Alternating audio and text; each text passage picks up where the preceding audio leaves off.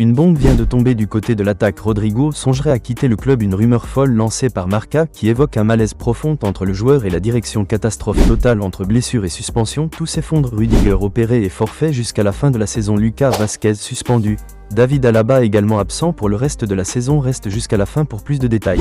Rodrigo a non seulement envisagé un départ du Real Madrid mais aurait également demandé une augmentation de salaire pour pouvoir entamer les négociations d'un nouveau contrat, mais les choses semblent de plus en plus compliquées pour l'attaquant brésilien car selon plusieurs sources proches du club, la direction madrilène ne serait pas disposée à répondre favorablement à ses exigences financières, surtout après une saison jugée en dessous des attentes. Le joueur se sent mis de côté avec l'arrivée prochaine de nouveaux renforts offensifs et cela pourrait accélérer son choix de quitter la capitale espagnole. Malgré son attachement au club et aux supporters, Rodrigo réfléchirait à un nouveau défi ailleurs, surtout avec l'intérêt prononcé de plusieurs grands clubs européens qui suivent de très près l'évolution de sa situation. Le feuilleton est loin d'être terminé et un rebondissement pourrait survenir à tout moment. Restez bien avec nous car cette affaire pourrait changer le visage de l'attaque madrilène la saison prochaine.